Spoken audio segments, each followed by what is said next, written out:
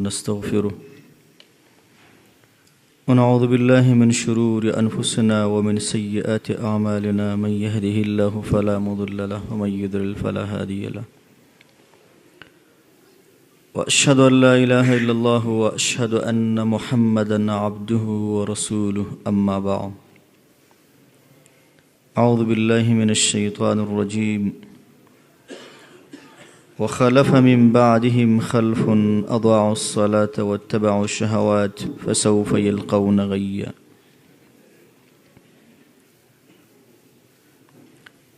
نن قدرمندو په ډېره یو بهترینه موضوع باندې د تیر په شان خبرې کوو چې هغه موضوع په منځونو کې کوتاهي کول دي. منځ دا په اسلام کې ډېر بهترین او غوره عمل دی. شاید دا موضوع تاسو ته داسې تکرارا ځکه ښکاره کېږي چې هر مسجد کې هر خطیب 2 جمعې بعد 3 جمعې بعد ضرور د مانځه په اړوند خبرې کوي، ځکه د مانځه په اړوند خبرې اسانې دي، عامې دي، مشهورې دي، هر چا ته یادې دي.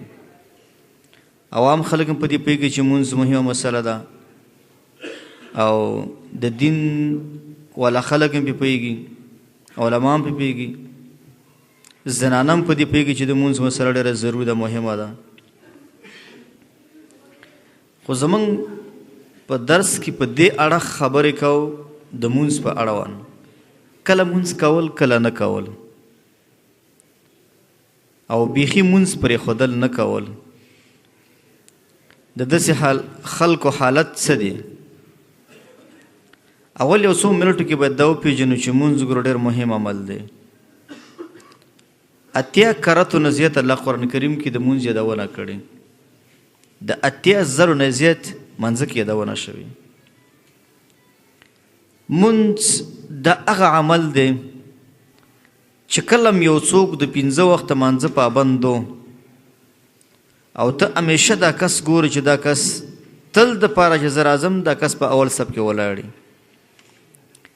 او هر وخت چې زه راځم دا کس ما نه مخکې راغلی، ماښام مانځه کې اذان نه مخکې راځي، د مازدیګر مانځه کې د ماسپښین کې د سهار ماخوستن ټولو مونځونو کې اول صف کې ناست یو ډېر د وخته راځي. کم سړی چې دا کار پکې و ته په دې پوه شه دا سړی د پردې تر شام زنا نه کوي او دا سړی د پردې تر شام حرام مال کې د چا ګوتې نه وي او دا سړی د مسلمان په وینه کې لاس نه لري. دا سړی هیڅ قسم جرم نه ترسره کوي. څوک چې د مونځ پابندو ان الصلاة تنهى عن الفحشاء والمنکر، مونځ خلق منع کوي د فحشا او د منکراتو نه. کلم چې څوک مونځ کوي او د مونځ پابند وي خو هغه شرایط د دې مونځ چې کوم دي، رکوع سمه ادا کول، سجده سمه ادا کول دي، اذکار لوستل، خشوع تواضع سره کول، هیڅ کلن به انسان ګناه ونه کړي فقط چې مونځ ادا کړي. هغې وجه دا ده هر هغه څوک چې حرام مال خوري،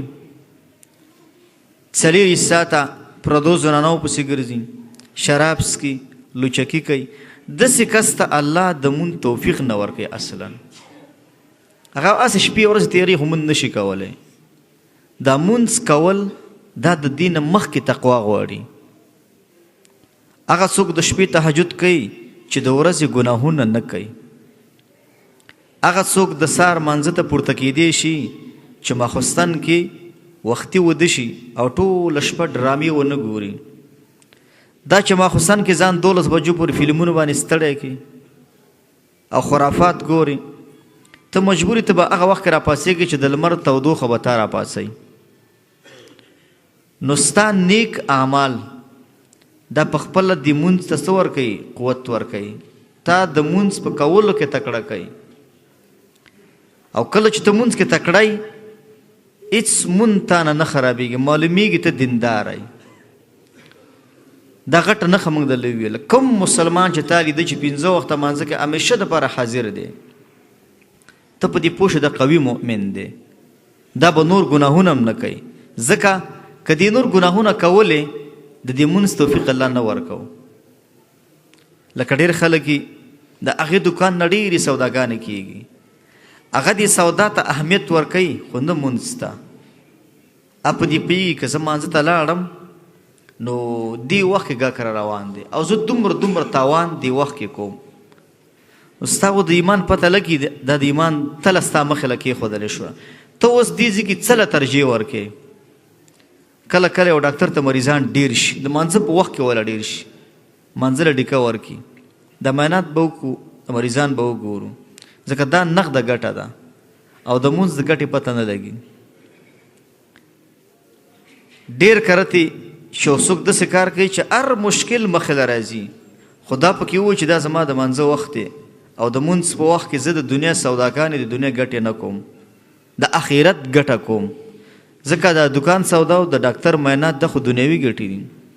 دا مثال داسې نه ده چې دا د دکاندار دې سره لګېدلی دی، دا د هر کسبګر او د هر کارکنده سره لګېږي چې په دې ټولو شنو کې به توجه څه ته کې مونځ ته. دغه آیات چې ما ولوس فخلف من بعدهم خلف اضاعوا الصلاة، وایي راغلل د نه وروسته ناکاره خلک څه یې کول؟ اضاعوا الصلاة، مونځونه یې ضایع کول. فسوف یلقون غیا، زر دی چې دا خلک به مخامخ شي د غیا کندې سره. څوک چې مونځونه ضایع کوي، کله مونځ کوي کله نه کوي، او زیاتره دا ځوانان خلک دې شکل کې دي. ځوانان خلک چې کله تبه جوړه او مونځ کوي او که تبه جوړه نه یې کوي، بلکې ډېر عوام داسې دي چې دا کم مونځ ترې پاتې شي د قضیې نه راګرځوي. ډېر زیات عوام داسې شته دي او ځینې عوام بیا داسې دي دا مونځ په داسې شکل کوي ته به یې که ډېر سخت بوج دی په دې باندې دا مونځ. په دې سجده کې سبحان ربي الاعلی یو ځل یې وایي بس، څوک یې پکې 2 ځله وایي، او څوک چې کله ور رواني په دې اوا کې یو ځل یې دلته وایي، یو ځل یې هلته وایي، یو ځل یې بېرته په راپورته کېدو کې وایي. لکه زیاتره عوام خلک وایي که نه دا مونږ به زر زر وکړو بیا به قیسې په کلاره کوو، مونږ به زر زر وکړو بیا به خوراک په کلاره کوو. یعنې معلومیږي دا مونځ داسې یو شی ده چې دا بوج دی، دا د ځان نه ګزاروه، دا د ځان نه لرې کوه. لکه دې مسجد کې چې کوم مونځ کېږي د دې مسجد مونځ دا په دې عامو جوماتونو کې ګوره نشته. عامو جوماتونو کې خلک د امامان دا مونځ داسې کوي ته بیا که شاته یو مهم کار بل پاتې دی، مونځ نه غیر بل کار ډېر مهم دی، دا مونځ ډېر تیز وږي، ته به د مونځ په خوند پوه نه شي. دا مونځ خپله خوند لري، د مونځ کې دننه خپل خوند دی، ذوق دی. سجده کې یو خوند دی، په دې رکوع کې یو خوند دی، په دې قیده کې خوند دی، په دې قومه کې خوند دی، په دې قیام کې خوند دی. دا څومره سکون دی په دې مونځ کې. او خلک ډېر په عجله باندې کوي، او کله چې سلام واړي السلام علیکم ورحمت الله، السلام علیکم ورحمت الله، فورا خپل مخدته دعا کوي امین الحمدلله رب العالمین. تل د پاره اذکار نه وایي. شیخ مشهور حسن لیکي په المروءة و خوارمها کتاب کې وایي تل د پاره د امام د پاره د مخدته د پاره اذکار نه کول دا وایي مروءت نه خلاف کار دی. د نبی رسم طریقه دا نه ده. د نبی رسول صحابه کرامو طریقه دا چې مونږ یو که د اذکار ولوله په تب په دې ګوتو اذکار کوه. سبحان رب الاعلی 3 کرتی، الحمدلله 3 کرتی، الله اکبر 4 کرتی. دا 5 وخته مانځه کې د هر فرض مانځه نه بعد د اذکار دي، او د اخیری سورتونو مو سره یو کرتی لوله او ایت کرسی مو ورسره که. دغه اذکارو کې نورې طریقې هم شته. خلاصه دا ده چې مونځ کې په کلاره مونځ کوه، په کلاره په تب مونځ کوه، او مونځ سره مینه ساته. حتی الوسط چې تا ته یو غټ مشکل نه جومات مه پرېږده، حتی الوسط غټ مشکل درنه. مثلا داسې یو جومات دی ستا د کور په څنګ کې چې ته ورشي شاته فاتحه نشي ویلی امام پسې، ته مونځ نشي کولی چې دا مونځ مکمل ورسره ولولې. ته رکوع ته ځې، رکوع نه پورته کېږي، هغه دغه شکل هغې اول نه اخیستی دی، په همدې سیستم دا روان دی. ډېر په عجله کې دا کوي. داسې کس په کول پکار چې دا خو ژوند دی ستا، ته خو الله ته ودرېږي. نبي علیه السلام هغه کس څومره ورټه 3 ځلې پې مونځ وکړه، هغې مونځ خراب کو. بیا نبي علیه السلام د مانځه طریقه ورته ښایي، ورته وایي چې ارکع حتی تطمئن راکعه، رکوع که تر دې چې ښه مانځه کې مطمئن شي، د رکوع کې دي، او اسجد حتی تطمئن ساجده، سجده وکړه تر دې ښه سجده کې مطمئن شي. که زه خپل هدف ته راځم هغه دا دی څوک چې مونځ نه کوي دا سړی څومره ګنهګار دی او ګناه څه کوي ځینې علماو داسې خلک د اسلام دایرې نه خارج کړي دي کم خلک چې د منځونو پابند نه دي کله منځ کوي کله نه کوي زنانو کې هم دا عادت دي زیاتره کم خلک چې سیاسیان دي چوکۍ والا د چوکۍ داسې مینه ورسره په چوکۍ سار کیني ماښام منځناباد پاڅېږي یو مونځ هم نه کوي کله په سفر لاړ شي یو خوا بل خوا هلته میټنګ دی دلته میټنګ هلته دلته مجلس دا ټول منځونه چې دي دا په میټنګونو کې دننه ختم شوي دي څه ډیلیټ شوي دي دا ختم شوي دي یو چا سره مجلس بل چا سره مجلس زنانه چې کله یو کور نه بل کور ته واده شي هلته 3 ورځې مسلسل مون نه کوي ولې بیا که زه مونځ وکړم زما د مخ د ښکلا میک اپ د منځه ځي مخ ولې وینځم ځکه زما ښکلا مهمه ده که مونځ مهم دی هلته مونځ نه کوي منځونه پرېږدي کله څوک په یو بانه مونځ پرېږدي کله څوک په بله بانه مونځ پرېږدي حال دا دی چې دواړه خپې او دواړه لاسونه دا د کار نه کوي هم مونځ نه ماف کېږي چې عقل د کار کوي عقل بس مونځ به کوي یو څوک داسې دی چې دواړه خپې نشته او دواړه لاسونه نشته هم مونځ به کوي ته تیمم هم نشي کولی ته اودس هم نشي کولی خو بس مونځ به کوي ځکه په تیمم قادر نه په اودس قادر نه په مونځ خو قادر فاتقوا الله ما استطعتم دې نه معلومیږي چې مونځ مهمترین عمل دی هېڅ سقوط د مونځ نشته ساقطول د مونځ نشته دې آیت کې راغی اضاعوا الصلاة عبدالله بن عباس وایي و د دې دا معنا نه ده لیس معنا اضاعوها ترکوها بالکلیه چې دې خلکو ټول منځونه پرېښودل وایي نه ولکن اخروها عن اوقاتها دا مونځ د خپل وخت نه وروسته کوي زیاتره خلک وایي چې کله کورونو کې ناست وي ماسپښین مونځ پې تېر شي وایي ناوخته به یې وکړو مازدیګر له یې ورسوي چې مازدیګر شي ناوخته به یې وکړو ماښام ته یې ورسوي د ماخوستن مونځ نه کوي په کلاره به اوږده شپه ده وایي دا د سهار اذانه پورې کېږي او که خپل چې کوم حد دی نیمه شپه لکه روایت د عبدالله بن عمر د صلات العشاء الى نصف الليل د ماخوستن د مون اخیری ټیم نیمه شپه ده اخر سهار منځل یې ورسوي وایي دا دومره تاخیر منځه کې مه کوه د هر مونځ دپاره خپل وخت دا معلوم دی او سعید بن مسیب دا تابعي دی رحمه الله هغه وایي هو ان لا يصلي الظهر حتى يأتي العصر وایي دا د ماسپښین مونځ نه کوي تر دې چې مازدیګر راشي د دې مونځونو پابند نه وي منځونو سره شوق او مینه رغبت علاقه د منځونو سره نه حال دا دی د نبی علیه السلام ژوند زموږ مخې له پروت دی د صحابه کرامو تابعینو منځونو سره څومره علاقه وه بل یو صحیح حدیث دی اول ما يحاسب عليه العبد يوم القيامه من عمله الصلاه د قیامت په میدان کې اولینه محاسبه چې بنده سره کېږي د مانځه ده اولینه محاسبه دا د مانځه په اړوند ده اوس کېدای شي یو چا په ځوانۍ کې ډېر منځونه قضا کړي ځکه مونږ به ته کله کې حدیث کې راځي مرو اولادکم بالصلاة هم ابناء السبع وکلنۍ کې به کور کې امر کې که الله کې که جلۍ چې لمونځ وکړه او اضربوهم علیه وهم ابناء 10 لس کلنۍ کې چې مونځ وکړه ویې وه دا قانون دی هر کور کې که الله کې که جلۍ و کلنۍ کې ورته امر کې پسې مونځ وکړه که الله کې که جلۍ لس کلنۍ کې چې نه کوه بیا ورته وال ورکړه او چې بالغ شي بیا خو لازم دی بیا خو په ته ضرور به ضرور کې خاص کر په دې رجوع کې زنانه یو اشتباه کوي لوري بالغې لور ځکه اکثرت نن وکې خوراکونه زیات دي ګناهونه ډېر دي 12-13 کالو کې یو جلۍ بلوغ ته رسېږي هلک هم رسي نو مور یې څه وایي وایي دا له وړه ده دا هېڅ پروا نه کوي منځونه هم نه کوي روژې نه نیسي یو شی هم نه کوي او نور د دنیا کارونو ګناهونو او ډرامو کې خلک مهارت ډېر لري نه میندې په کار ده د مسله د اسلام به ده پېژني چې 7 کالو ته د هلک او د جلۍ عمر ورسېد په مونځ ول امر کوه دا منځونه دې کوي که فرض پې نم دې منځونه دې کوي دا ورته فایده رسوي که نه ته سوچ وکړه چې 7 کلنۍ نه اپله مونځ شروع کړي او دا په 14 کې 14 کې بلوغ ته ورسېږي 6 کاله 7 کاله تا مونځ وکړه او په تا فرض نه و یو کال 360 ورځې دی ته سوچ وکړه ته د ورځې شپه 15 وخته مونځونه کوې شپه او ورځ کې ستا د یو کال څومره منځونه رالاله دا ټول تا دپاره جمع شو ستا د 6 او 7 کالو هغه منځونه په تا فرض نه خو تا کړي دي څومره فایده تاله په آخرت کې رسوي کېدای شي ډېر منځونه تا نه قضا شي دا به د هغې ځای بیا ونیسي نو فایده یې دا ده دومره فایده ده بل د مونځ باره کې یو ناشنا حدیث دا هم دی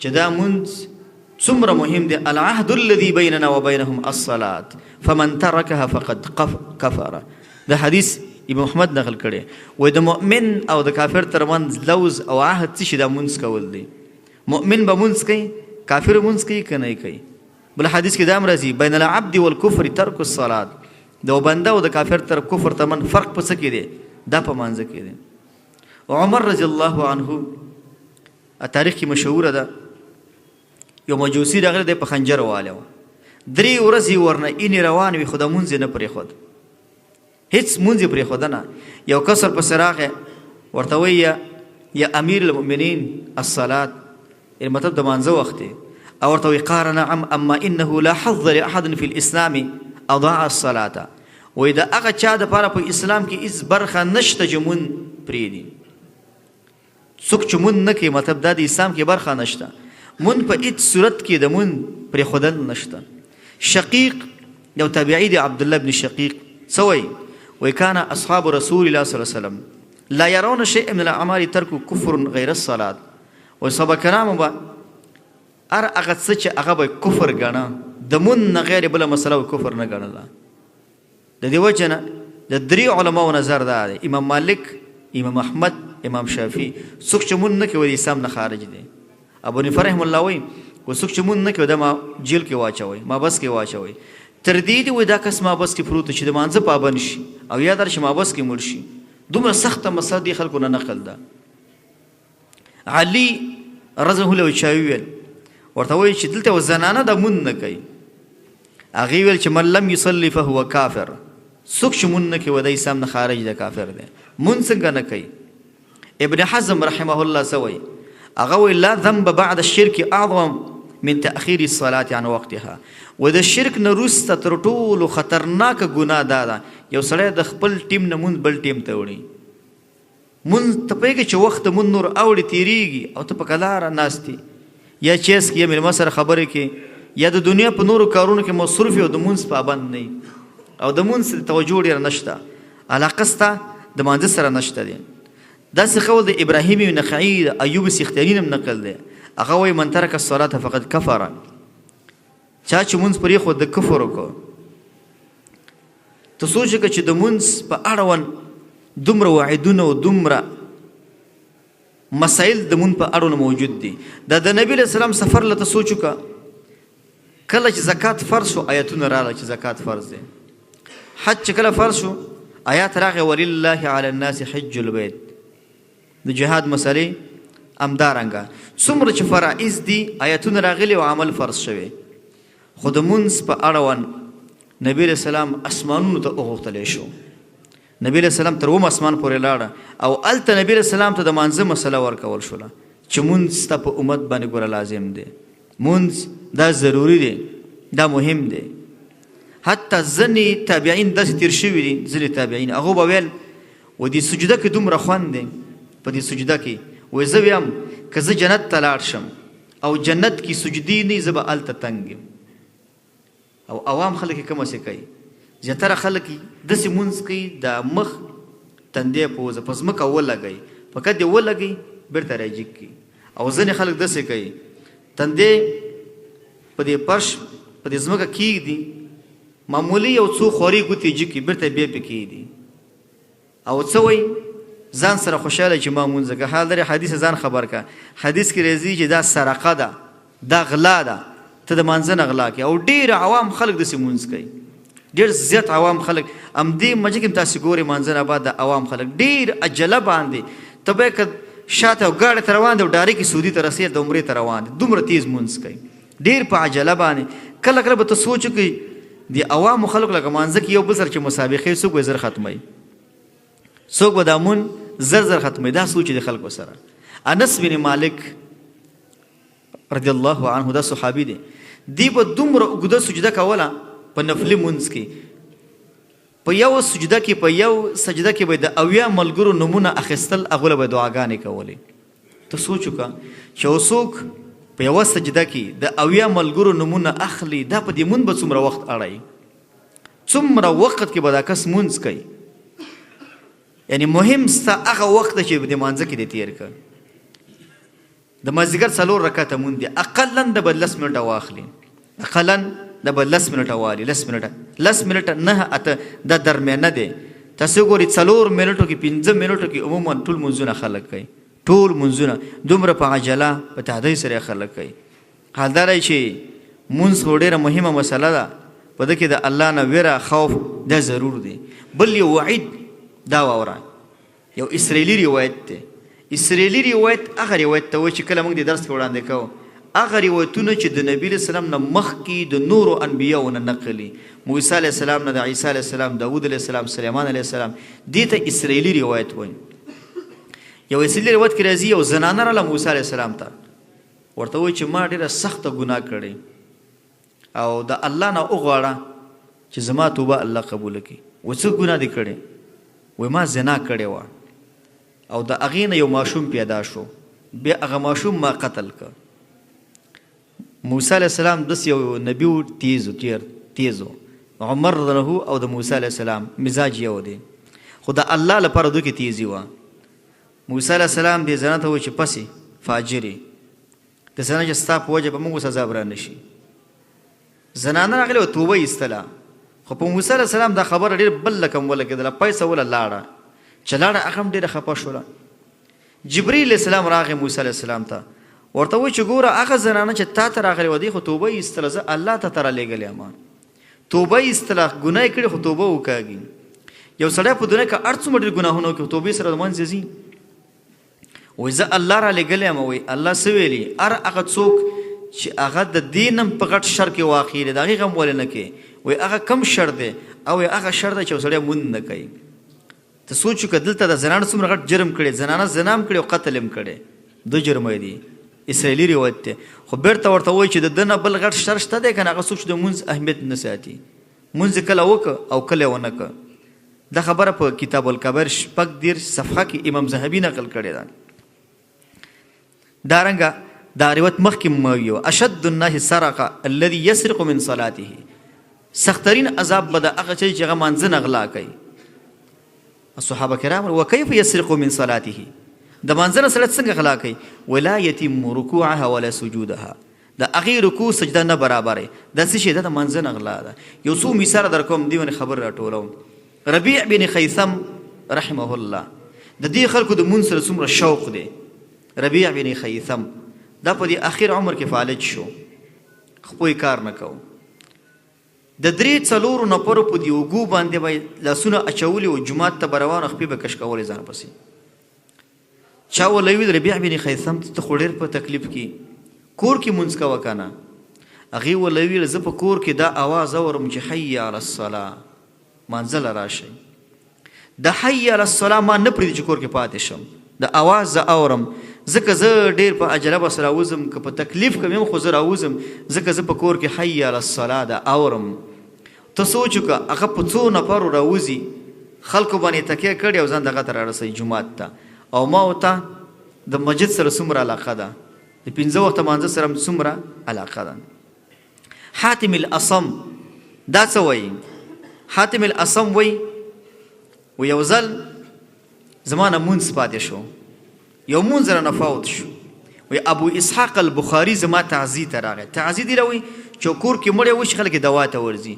و زما نه مونځ پاتې شو، ابو اسحاق البخاري زما دوا ته راغی، لکه څوک چې یو غم پې راشي او تسلي وله ورکوي. و زه خفه شوم.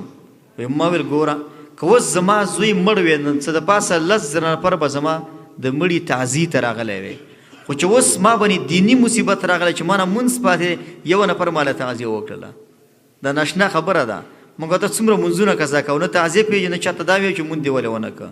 لیکن هغو د مړي دعا، مړي تعزیه چاله کول، د هغې نه مهمه دا ګڼله چې باید مونځ کې موږ له تعزیه شوی وي. زما نه مونځ پاتې شو. دارنګه عبدالله بن عمر وایي و یو ځل عمر رضی الله یو باغ ته ننوته، چې کله د باغ نه راوته د مازدیګر جمع شوې وه، ډېر خفه شو چې دا خو د دې باغ په وجه ما د مازدیګر جمع لاړه. اعلان یې وکړه خلکو ته چې اعلان واورئ زما دغه باغ د مسکینانو لپاره صدقه شو. ټول باغ یې صدقه کړ، ځکه زه دې باغ ته ننوتم چې بیرته راوتم ما نه جمع شوې وه. د دې باغ په وجه باندې ما نه څه شوي، ما نه یو قیمتي عمل د منځه لاړه چې هغه په جمع سره مونږ دی. دارنګه عبید الله بن عمر القواریری وایي یو ځل زه په کور کې ناست وم بصره کې، او د ماخوستن ټیم دی، میلمه مې کور ته راغلی، میلمه سره مې خبرې کولې چې جومات ته ووتم د ماخوستن جمع شوې وه. دا د عراق د چې کوم ځای د بصرې مشهور ښار دی، ډېر خفه شوم. بل جومات ته راغلم، بل ته د ټولو جوماتونو دروازې هم بندې شوې وې. بیرته کور ته رالم او ځان سره مې ویل چې تا خو یو قیمتي عمل دنه خراب شو. ځان ته مونځ خو کوي، وایي جمع رانه ولې لاړله. وایي ما ځان سره ویل حدیث کې راځي چې یو مونځ په جمع او ویش مونځونه بېجن. دا وایي ما ځان سره د ماخوستن مونځ ویش کرته وکړ. عبید الله بن عمر القواریری وایي امام بخاري استاد دی، وایي بېګا ته مې خوب ولید. وایي خوب کې ګورم زه په اس باندې سور یم او نور ملګري دغه هم په اس سواره دي. وایي زموږ مسابقه د یو بل نه مخکې کېږو په دې خوب کې. وایي ما ډېر کوشش وکړ د خپل اس په دې لښته باندې وامه چې مخکې شي خو نه مخکې کېږي. دا ملګري ډېر تیز دي مانه چې مخکې روان دي. وایي په دې خوب کې یو ملګری ما ته مخ راواړی چې ګوره مونږ مونځ په جمع کړی او تا به یې جمع کړی. حال دا دی دې د ماخوستن مونځ ویش کرتې کړی و. که هغه ځای بېرته ونیسي. امام اعمش څه وایي؟ امام اعمش وایي 80 کاله کېږي 80 کاله چې زه مسجد ته رانوتی یم او تکبیر تحریمه ما نیولی دی. تکبیر تحریمات دی امام دی اول تکبیر ته وایي. تاسو سوچ وکئ زموږ به ستاسې په ناست نفرو کې به زه ګمان نه کوم داسې نفر به نه وي چې هغه ووایي چې یو کال مسلسل زه جومات ته راغلی یم تکبیر تحریمه مې نیولی دی. شد نفس کې هم د څوک نه وي. خو امام اعمش څه وایي؟ اعمش دې له اعمش ځکه وایي د دې به سترګو د ماښام منځنه بعد سم کار نه کوو، چپکور غوندې وایي 80 کاله کېږي زه مسجد ته راغلی او تکبیر تحریمه مې نیولې مسلسل. دارنګه ابوالعباس محمد ابن یعقوب الاصم څه وایي؟ وایي زه خپل د کلي مسجد ته 80 کاله راغلی یم د مؤذن نه مخکې راغلی یم. مؤذن خو جومات ته مخکې راځي اذان کوي.